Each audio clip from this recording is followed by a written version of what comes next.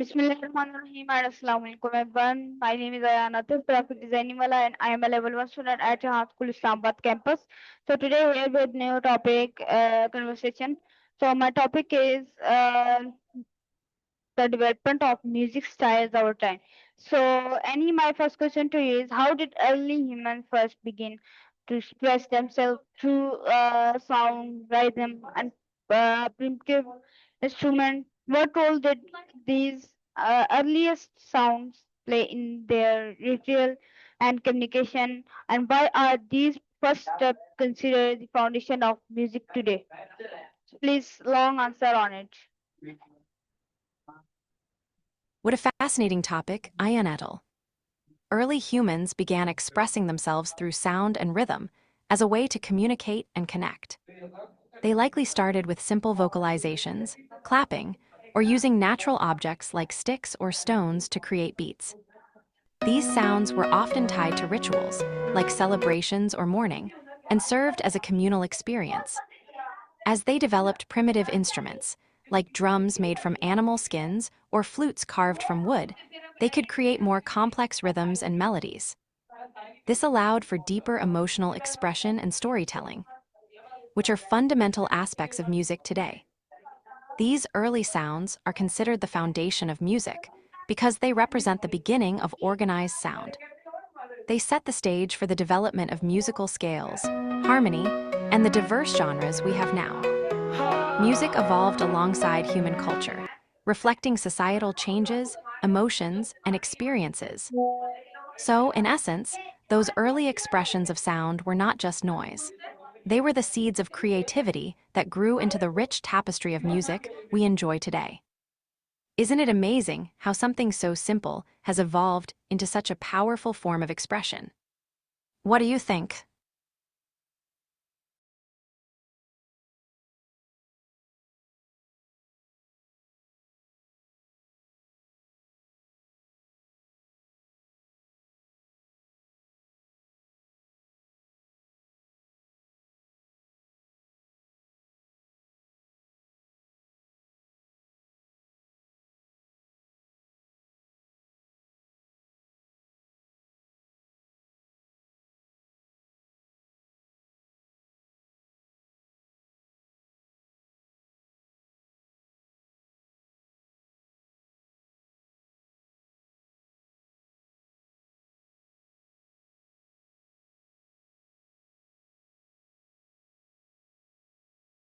Pl- Please, long answer on it.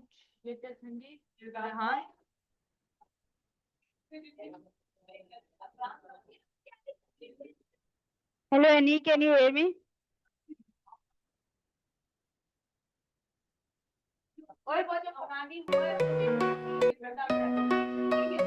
Hello. Annie, my question is, uh, how did early first begin to express themselves through sound, rhythm, and primitive instruments? What role did these earlier sound play in their ritual and communication? What are these first steps considered the foundation of music today? So please, long answer on it today. Hey there, I can totally help with that. Early humans expressed themselves through sound and rhythm as a fundamental way to communicate and bond with one another. They likely started with simple vocalizations, like grunts and chants, which evolved into more complex sounds. Primitive instruments, like drums made from animal skins or flutes carved from wood, were created to enhance these sounds. These instruments allowed for the creation of rhythm and melody, which played a crucial role in rituals, celebrations, and even mourning. Music helped to mark important life events and foster a sense of community, as people would come together to share these experiences. These early songs were essential for communication, especially before written language existed. They conveyed emotions, told stories, and passed down cultural traditions. The rhythms and melodies created a shared language that transcended words, allowing people to connect on a deeper level. These first steps are considered the foundation of music today because they laid the groundwork for musical structure. Over time, These simple sounds evolved into the complex genres and styles we know now. The principles of rhythm, melody, and harmony can all trace their roots back to those early expressions. Isn't it amazing how something so ancient still resonates with us today? What do you think about that? Yes, Annie, please long answer on it because we do not understand what you say. Absolutely. Let's break it down step by step. Early humans began to express themselves through sound and rhythm as a natural part of communication. Before written language, they needed ways to share their feelings, stories, and experiences. They likely started with simple sounds, like shouting, singing, or clapping, which were instinctive ways to convey emotions. As they became more aware of their surroundings, they began to notice how different sounds could evoke different feelings. For example, a loud drum beat could create excitement, while a soft whistle might calm someone down. This understanding helped them develop a sense of rhythm, which is the pattern of sounds over time. To enhance their expression, early humans created primitive instruments. They used materials that were readily available, like stones, sticks, or animal skins. For instance, they might stretch animal skin over a hollow log to make a drum. These instruments allowed them to create consistent beats and melodies, adding depth to their musical expression. These early songs played a significant.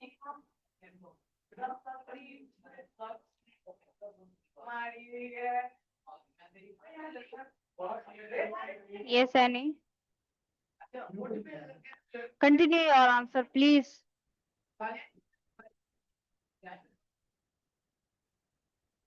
Sure, Uh, let's dive deeper into it. Early humans began expressing themselves through sound and rhythm as an instinctive way to communicate. Imagine living in a time before language was fully developed. People needed to convey emotions, share stories, and connect with each other. They likely started with simple sounds, like clapping, shouting, or even humming. This was a natural way to express feelings like joy, sadness, or excitement. As they interacted with their environment, they discovered that certain sounds could evoke specific emotions in others. For example, a loud, rhythmic sound might energize a group, while a soft, melodic sound could soothe them. This understanding led to the development of rhythm, which is essentially the pattern of sounds over time. To enhance their ability to create sound, early humans crafted primitive instruments. They used materials that were easily available, such as stones, sticks, and animal skins. For example, they might stretch animal hide over a hollow log to create a drum. This innovation allowed them to produce consistent beats, which added structure to their musical expressions. Over time, they experimented with different shapes and materials, leading to a variety of instruments. These early songs and rhythms played a vital role in rituals and communication. Music was often integrated into significant life events, such as births, marriages, and funerals. It served as a way to mark these occasions and bring people together in a shared experience. When a community gathered to sing or play music, it reinforced social bonds and created a sense of belonging. In addition to marking events, music also facilitated communication. Before written language, music could convey messages and emotions. For example, a specific melody might be associated with a particular story or event, allowing people to remember and share their history. Hey there, I'm here. What's on your mind? The rhythms and melodies created a universal language that transcended words, allowing for deeper connections among individuals. These early expressions of sound are considered the foundation of music today because they introduced essential musical elements. The rhythms established the groundwork for musical structure, while the melodies paved the way for the diverse genres we enjoy now. As societies evolved, music adapted to reflect cultural changes, technological advancements, and new ideas. In summary, early humans expressed themselves through sound and rhythm as a means of communication and connection. The creation of primitive instruments and the role of music in rituals were crucial for building community and sharing experiences. These foundational steps have shaped the music we know today, making it a powerful form of expression that continues to resonate with us. How does that sound? Is there anything else you'd like to know? Okay. So my next question to you: why music is very harmful for our ear, and why we don't sing a song, and we don't sing a song, and why song is very important for our life, and why he very harmful for our ear. Great questions. Let's break it down. Why is music important for our lives? Music plays a significant role in our lives for several reasons. 1. Emotional expression. Music allows us to express our emotions. Whether we're happy, sad, or angry, there's a song that resonates with how we feel. 2. Connection. It brings people together. Think about concerts or family gatherings where music is playing. It creates a shared experience and fosters a sense of community. 3. Cultural identity. Music reflects cultural heritage and traditions. It helps us connect with our roots and understand different cultures. 4. Therapeutic benefits. Music can be therapeutic. It's used in various forms of therapy to help with stress relief, anxiety, and even physical healing. 5. Memory and learning. Music helps with memory retention. Many people find it easier to remember information when it's set to a tune, which is why we often use songs to learn. Why can music be harmful to our ears? While music has many benefits, it can also be harmful if we're not careful. 1. Volume levels. Listening to music at high volumes, especially through headphones or earbuds, can damage our hearing.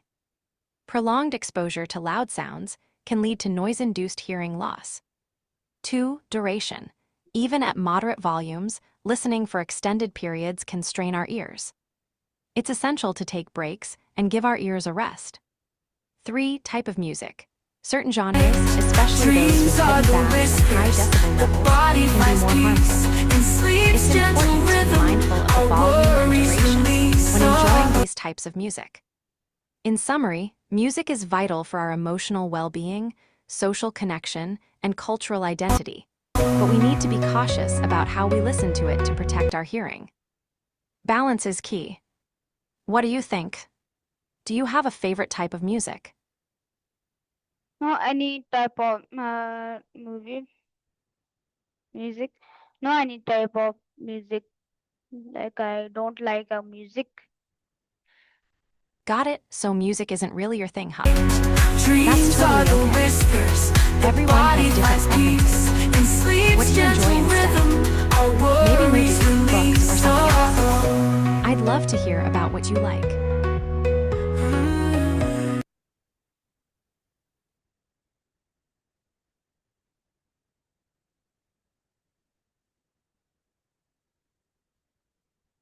Please long answer on it, cause any I don't know what you say. No problem, let's clarify things a bit. You mentioned that you don't like music, and that's totally fine. Not everyone enjoys music the same way. Some people prefer other forms of entertainment or expression. For example, 1. Movies. Many people love watching movies because they tell stories and evoke emotions without music. You can enjoy the visuals, acting, and storytelling. What genres do you like? 2. Books. Reading can be a great escape. Books allow you to dive into different worlds and ideas. They can be informative, entertaining, or even thought-provoking. Do you have any favorite authors or genres? 3. Art. Some people find joy in visual arts, like painting or photography. Creating or appreciating art can be a fulfilling experience. Have you ever tried any art projects? 4. Nature. Spending time outdoors can be refreshing and calming. Whether it's hiking, biking, or just enjoying a nice day, nature offers a lot of beauty and peace. Do you enjoy outdoor activities? 5. Games. Video games can be a fun way to engage with stories and challenges. They often have immersive worlds and interesting characters. What types of games do you like to play? If music isn't your thing, there are so many other ways to express yourself and enjoy life. I'd love to hear more about what you enjoy. What do you think? I'm Annie. What about you? Do you have a nickname or something you like to be called? Okay, nice. So my next question to you is, Annie, why music is for very essential for another life?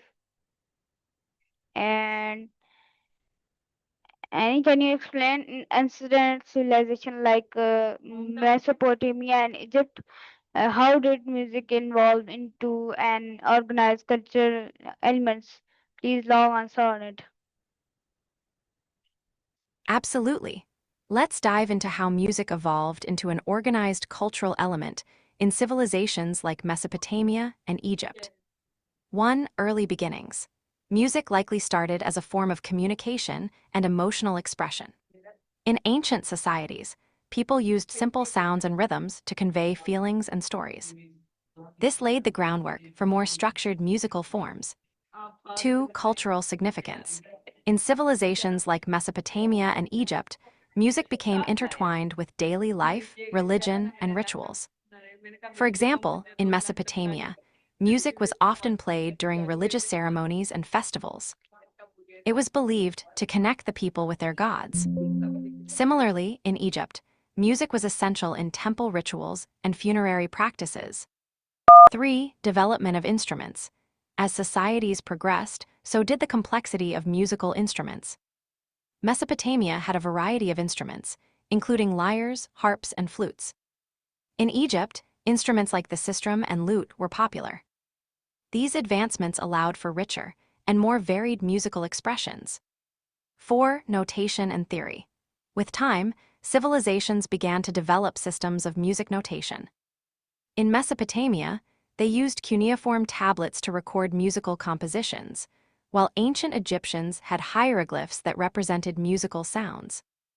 This shift allowed music to be preserved and shared across generations, leading to a more organized musical culture. 5. Training and specialization. As music became more important, specialized musicians emerged. In both Mesopotamia and Egypt, musicians often held esteemed positions in society. They were trained in specific musical traditions and techniques, further organizing music as a cultural element. 6. Integration into society. Music was integrated into various aspects of life, including education, entertainment, and storytelling. It played a role in celebrations, mourning, and social gatherings, reinforcing community bonds and cultural identity. 7. Influence on future cultures. The music of ancient civilizations laid the foundation for future musical development. The scales, rhythms, and instruments from Mesopotamia and Egypt influenced later cultures, contributing to the evolution of music across the globe. In summary, music evolved into an organized cultural element through its significance in daily life. The development of instruments, notation systems, specialized musicians, and its integration into various societal aspects. It became a vital part of cultural identity and community bonding. What do you think? Does that help clarify things? Okay, nice answer. So, any my next question to you is, how did Greek philosophers like Plato and Aristotle influence the theory and purpose of music? What did they believe about its power on our human behavior and society, and how did their views shape Western music thought?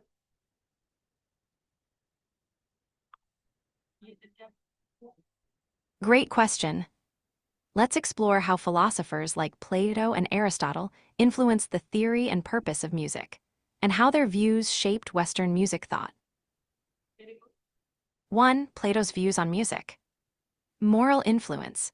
Plato believed that music had a profound impact on the soul and character of individuals.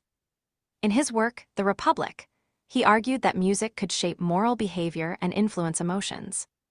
He thought that certain modes and rhythms could promote harmony and virtue, while others could lead to chaos and immorality. Education. Plato emphasized the importance of music in education. He believed that musical training could cultivate discipline and enhance intellectual development. He thought that a well-rounded education should include music to develop a balanced individual. Idealism. Plato saw music as a reflection of the ideal forms. He believed that music could lead individuals closer to understanding the truth and the essence of beauty. 2. Aristotle's views on music. Catharsis. Aristotle took a slightly different approach.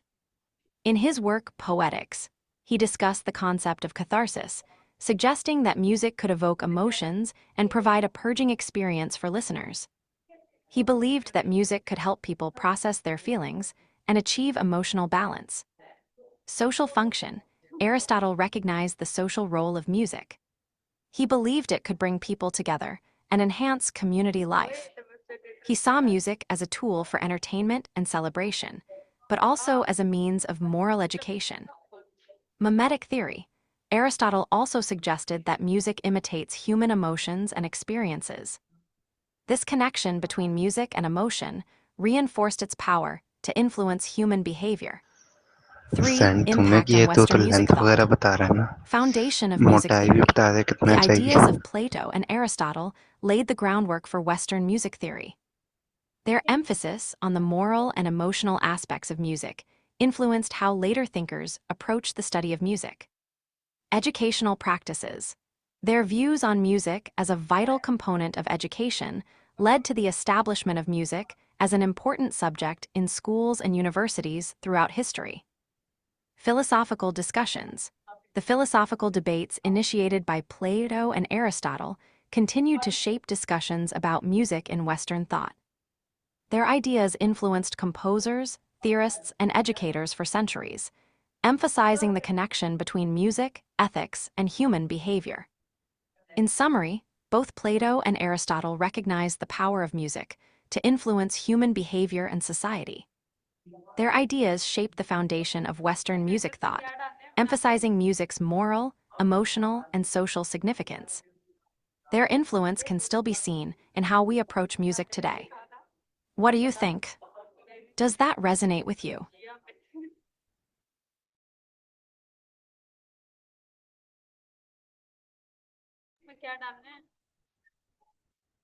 Okay, Annie, so nice answer. So my next question to you is, what role did music play in the Roman Empire as it expanded across Europe?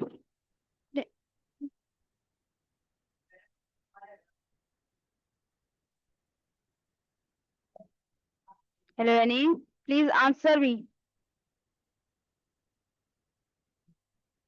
My question is, what role did music play in the Roman Empire as it expanded across Europe? How did the Roman borrow and reshape Greek musical traditional? Hey there, great question. Let's dive into the role of music in the Roman Empire and how it influenced Greek musical tradition. 1. Music in the Roman Empire. Cultural exchange. As the Roman Empire expanded across Europe, music became a vital part of cultural exchange.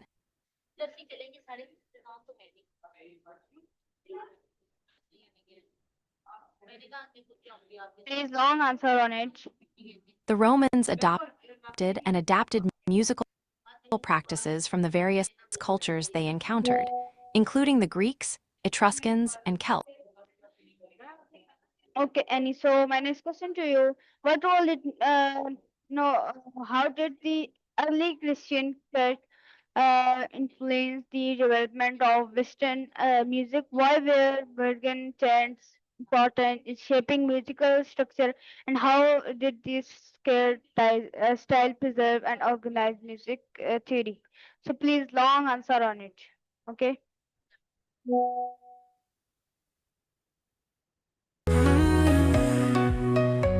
Sure thing, let's explore the influence of Gregorian chants on the development of Western music and how they played a crucial role in shaping musical structure and theory. #1. Historical context of एक बार में Gregorian तो chants. दो लेगा, शर्म नहीं आती. Origins.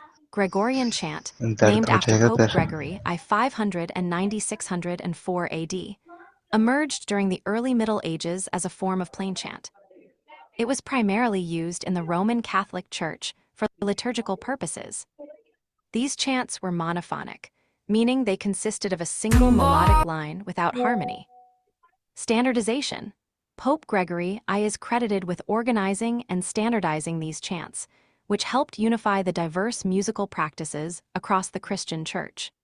This standardization was essential for creating a cohesive liturgical experience. #2. Influence on Western music development. Foundation of Western music. Gregorian chants laid the groundwork for Western music. They introduced essential elements such as melody, rhythm, and notation.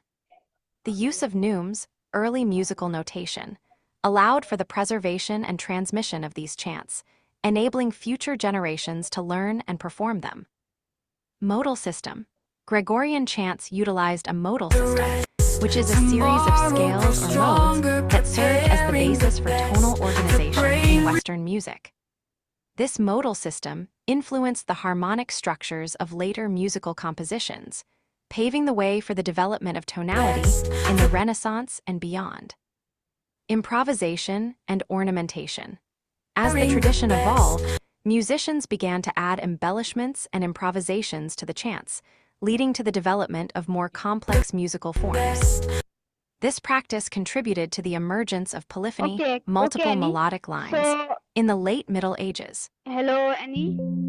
Enough. So, viewer, this was our Callannie. I hope you like it. See you another Callannie, another session. Till then, Allah Hafiz, Pakistan, Dabat, Rehan School, Zindabad.